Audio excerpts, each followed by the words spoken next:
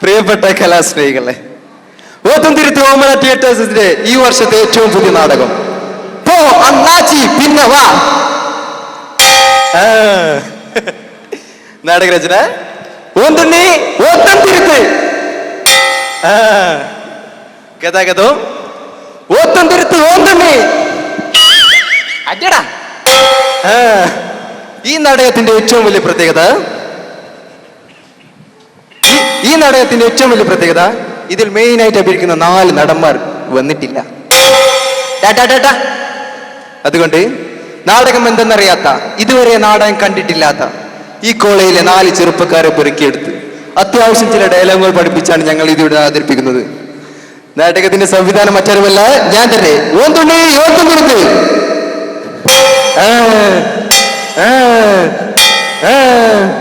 നാടകം തുടങ്ങുന്നു. രംഗത്ത് മുതലാളി ഇങ്ങോട്ട് വാടാ. മുതലാളി ഇങ്ങോട്ട് ഇവിടെ നിൽക്കുന്നു. അവിടെ പോയി നിൽക്കട്ടോ. ഇങ്ങോട്ട് അവിടെ നിൽക്കാൻ. അവിടെ നിൽക്ക്. ഡയലോഗ് തെറ്റിക്കല്ലേ. ചിരിക്കുന്നു. അയ്യോ ഭയം പൊഴിഞ്ഞ ചിരി. അട്ടഹസിക്കുന്നതാ. എടോ എടോ നിൽക്കാൻ. അവിടെ അട്ടഹസിക്കുന്നു.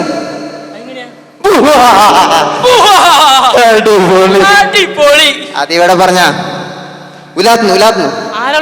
എവിടെ നടക്കാൻ. അത് പറഞ്ഞാ പോടോ.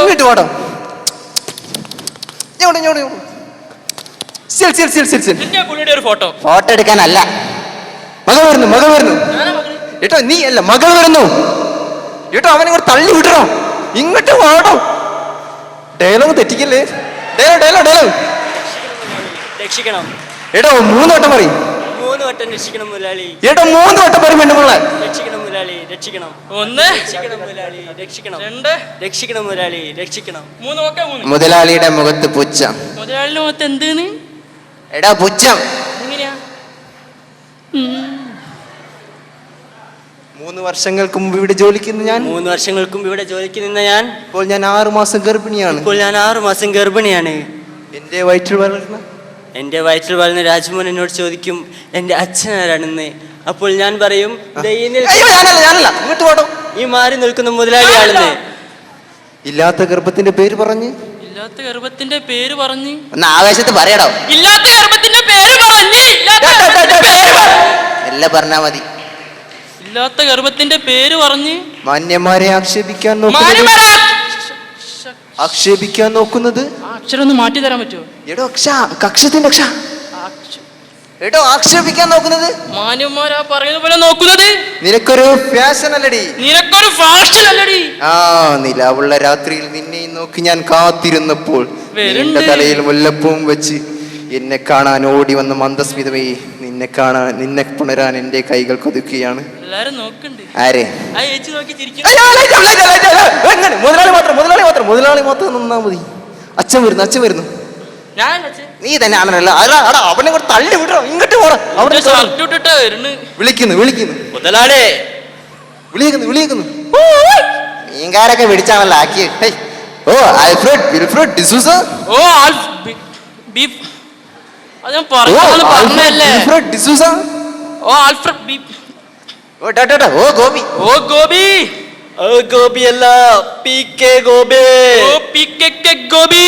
വന്നതിന്റെ ഉദ്ദേശം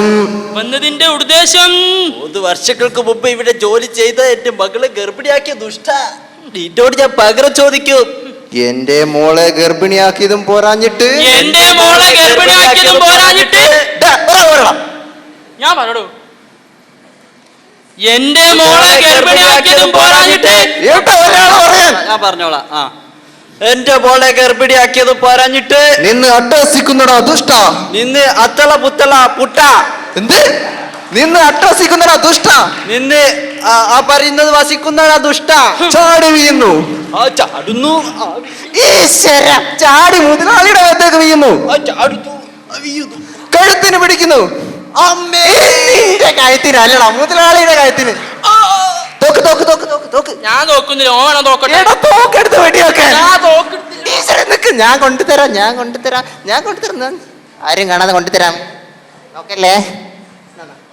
വെടിവെക്കുന്നു. ഇന്നല്ലടാ അവനെ വെടിവെക്കുന്നു. മരിച്ചു വീഴുന്നു. ഈശ്വരാ, നീ മരിച്ചെടുത്ത് നീ തന്നെയാണോ? അവൻ മരിച്ചു കേട്ടെ അയ്യോ ചിരിക്കുന്നു. എന്റെ അമ്മ, നീ കിടക്കണ മുതലാളി ഇരിക്കുന്നു. മകൻ വരുന്നു. ഏട്ടാ അവിടെ നിൽക്ക്, അവിടെ നിൽക്ക്. ഡേലോ മുതലാളി, 3 വർഷം മുമ്പ് ഇവിടെ ജോലിക്ക് നിന്ന് എന്റെ പൊന്നു പെങ്ങളെ ഗർഭിണിയാക്കിയതും പോരാഞ്ഞിട്ട് അത് ചോദിക്കാൻ വന്ന എന്റെ പൊന്നച്ഛനെ കൊന്നുകളഞ്ഞ ദുഷ്ട, നീ നശിച്ചു പോകും. നിന്റെ വെടിയുണ്ടേറ്റ് ഇവിടെ മരിച്ചു കിടക്കുന്ന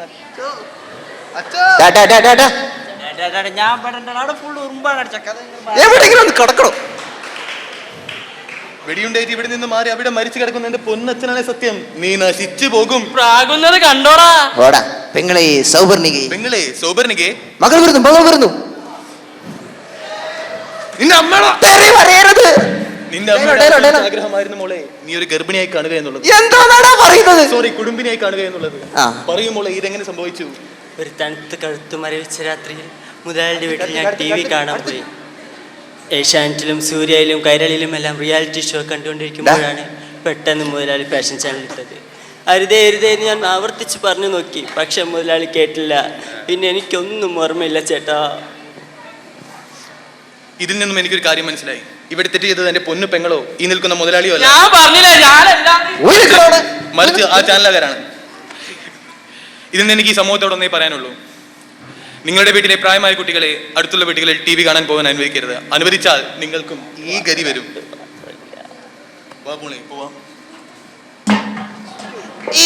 പൊളിഞ്ഞു. എനിക്കൊരു സംശയം. എന്താണ്? ആക്ച്വലി ഇതാണോ ഗർഭപാത്രം? പോടാ.